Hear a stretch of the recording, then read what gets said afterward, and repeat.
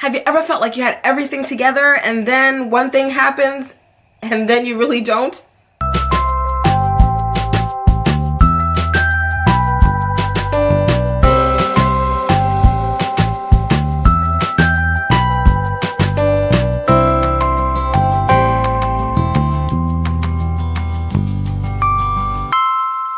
Welcome to Follow Me Through Grad School, where you get to see me go from RN to FMP. This week, I'm definitely going through a mid-semester crisis. What's that? Hold up, before we get into all that, please hit that like and subscribe button. Also, remember you can always keep up with Bizzy Bee Nursing here on YouTube and as well as on my blog on allnurses.com. Links are below always.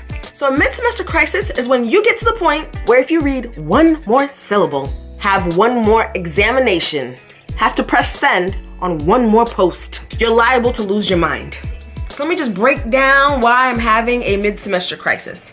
First, this week I have a major pharmacology exam. I also have to submit a plethora of paperwork so that I can secure clinical placement. I have to update my literature review for scholarly inquiry. For health assessment, I have to turn in another SOAP note and SOAP video. And if that wasn't enough, I got some sad news from back home. Then I found out that my mother actually I'm into the hospital, but it's not clear if it's because, she fell or the reasons why she fell. So I'm waiting for a phone call back. And I get this news at the beginning of the week and I have to somehow kind of keep it all together. Everyone, so this morning, me and my cousin are gonna take a little jog slash brisk walk, just so I can sort of clear my mind. I was planning to take the exam tomorrow, but I might do it Friday morning instead. So the way it works is that the exam's open for 7 days and that you have to take it before Sunday night. And you can take it anytime. Yeah, if you feel confident earlier, then you take it earlier. If you are not, on the line like me, you take it when you can. So yeah, I said Thursday night, it might be Friday morning, which is gonna cut into my literature review stuff. But I hope it's not that bad. But yeah, it's a lot, especially the stuff happening with my mother and school, and so many emotions going through my head. But we're gonna head out now. I'll talk to you later. One of the steps to qualify for clinical placement is to submit clinical paperwork to a background screening and compliance management company. At Simmons College, we use Castle Branch to perform background screenings, also to maintain our compliance paperwork. Compliance paperwork includes your immunizations, your CPR certification, your RN license or licenses, OSHA screening, HIPAA screening, proof of health insurance. For me, I've submitted everything. Only thing that's left is for me to get a physical for my PCP and a drug test. So I just finished going to the doctor's office. Actually, before I came to the doctor's office, I actually did my exam. Yeah, did this morning. And what's so crazy is that when the exam was over, I saw two things. One, number 49, and two, it hasn't been graded.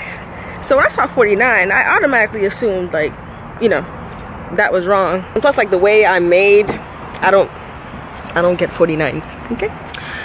Whew, sorry, I'm getting this car because it is blazing out here. Yeah, take that sweater off because it's it says 95 degrees, but it definitely feels like way warmer than that. I was sweating profusely, but yeah, I'm giving myself a little present right now. I'm actually gonna go to the movies. I've been to the movies since maybe March was the last time. Yeah.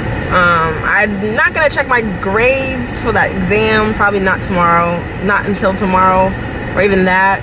I hope I did well. I know I didn't get no 100, I'll tell you that much. I'm just gonna go to movies, then come back home refreshed and continue working on my literature review at my own pace. I guess no movie for me. There's a huge storm that just hit.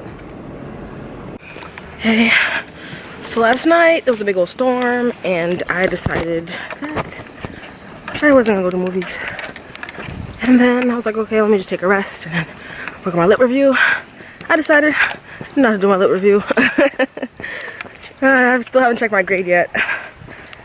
And I don't know, ever since I took that exam, I've been in such a good mood. I kind of don't want to see the grade because I don't want it to mess up my mood. Oh, God. I've been smiling, and I don't know the last time I smiled in this program. But now that I think about it, probably smiling because delirium, to be honest. I sleep, eat, drink this program, so It's hard to, I don't know, because like I still have a bunch of stuff to do, so why am I smiling for? But yeah, make sure I have my, what's that thing called? Sunscreen, my bug spray. Dude, I just read about Lyme disease, baby babesiosis, yeah, anaplasmosis, North Carolina, Rocky Mountain spotted fever or something like that. Hell no, and I live in North Carolina. Okay, so I'm at risk. Okay, so yeah, I never thought about tick-borne diseases, but now I'm sure thinking about it today. So for health assessment this week, I had to read about 7 chapters, and I also had to turn in another SOAP note and do 2 SOAP videos, one on ENT and another one on cardiac. So for scholarly inquiry, we had to read about 3 chapters. We talked about nursing research frameworks and how that, how that correlates with nursing research. How does that make nursing research different? Also, we had to turn in another draft of our literature review. I felt the last one wasn't that, it could have been better. So I feel like this one is just a lot stronger. So I hope to hear, pretty good feedback from my professor. And pharmacology is pretty interesting.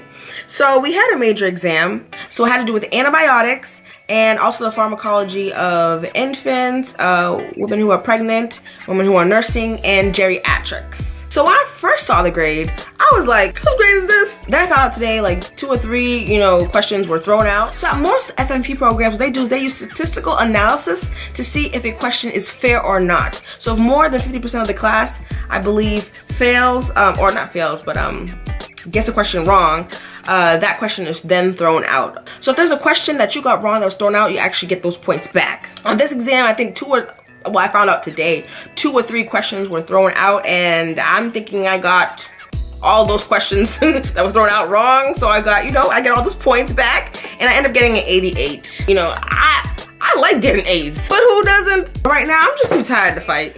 I may be going through a mid-semester crisis, like for real. Even though I'm past the mid-semester, I feel like having a mid-semester crisis because maybe I didn't realize how much my mom getting sick was going to affect me. I was still like a machine because I was like, oh yeah, she's sick, I'm gonna handle what I need to handle with her, but also I need to take care of schoolwork. So any moment, any little crevice of time that I could find, I was trying to do. I was trying to just jam it in with studying, and then issues with like family, issues with my mom, I kind of had to just compartmentalize things. So, and mom updates doing better. It's still a stressful situation, and maybe there needs to be things that need to change.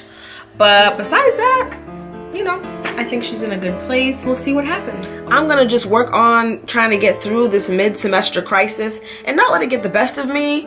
I'm only in my 2nd semester, and this program is a total of 5 semesters. Something tells me, this is not gonna be the first time that I'm gonna have a mid-semester crisis, post-semester crises, pre-semester crises. Sometimes, it's so easy to focus just on grad school that you forget, that life is happening, and there's gonna be times that, there's gonna be things that you're gonna need to tend to in life while also trying to stay ahead in grad school. And let me know below if you've ever had a mid-semester crisis and what did you do to get through it.